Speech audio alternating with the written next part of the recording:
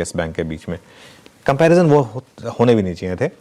खैर एनीवे जो भी है, अभी नई मैनेजमेंट आई है वो किचन सिंकिंग कर रही है। हमेशा नई मैनेजमेंट आके कहती है कि जो पुराना कचरा है ना उसको हम एक बार के लिए फेंक रहे हैं बाहर। तो वो हमेशा 1-2 क्वार्टर वीक रहते हैं जब भी कोई नई मैनेजमेंट आती है, लेकिन वैल्यूएशन कंफर्ट है और मुझे लग रहा है कि 700 के नीचे स्टॉक में मुझे मंदी नहीं दिखती है। अगर आप एक थोड़ा सा एक लॉन्ग टर्म का व्यू लेते हैं तो मेरे ख्याल से 700 से ज़्यादा नीचे डिक्लाइन नहीं है।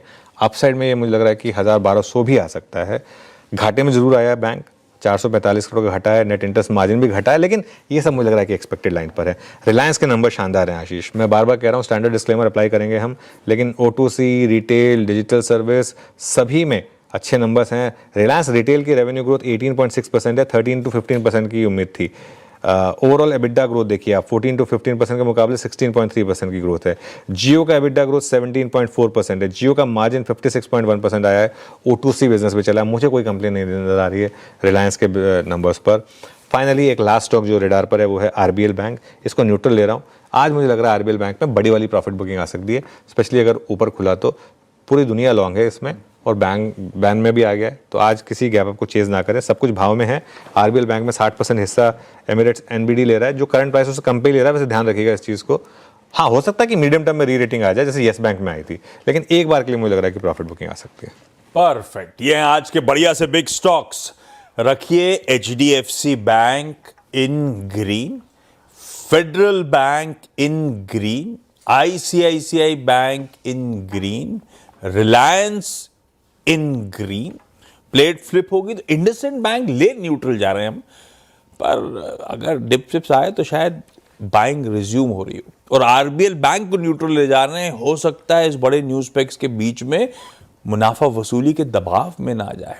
रेडार पे ये दोनों स्टॉक्स भी रहेंगे। अच्छा, पैनल जुड़ रहा है, दिखा दीजिए और टीज के तौर पे पैनल को रखिएगा स्क्रीन पे। ब्रेक लेने से पहले एक चीज और, दोहा गए थे आप, कैसा रहा, कैसा मूड माहौल? बिल्कुल, दोहा काफ़ी शानदार था वैसे, मूड माहौल और काफ़ी अच्छा रहा मुझे। ये क्या था वहाँ पे? ये देखिए, हाँ, CA कॉन्फ्रेंस, जो CA इंस्टीट्यूट है उनकी एनुअल कॉन्फ्रेंसेस होती हैं, वो अलग अलग चैप्टर्स होते हैं उनके।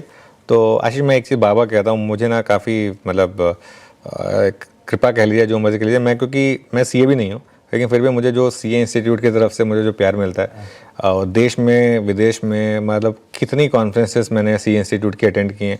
अभी रिसेंटली पुणे गया था मैं, जिसमें भैती जी भी आए थे। उसके अलावा एक कोलकाता में भी जा रहा हूँ मैं, जयपुर भी जा रहा हूँ, यहाँ मुंबई में भी है। गल्फ़ की सारी कंट्रीज़ में अब मैं हो आया हूँ। एक डेवलप्ड कंट्री है कतार, एक्चुअली वर्ल्ड की 5th रिचेस्ट कंट्री है पर कैपिटल GDP के हिसाब से वैसे। तो वहाँ पे ये इवेंट था और काफ़ी शानदार था। आप सबके लिए डेट्स भी लेकर आया हूँ वहाँ से। अरे वाह। इस नोट पर एक काम करें, पैनल दिखा दिया, बढ़िया सी टॉप कॉल्स पैनल की आज के इस इंपॉर्टेंट सेशन की, ब्रेक के उस पार।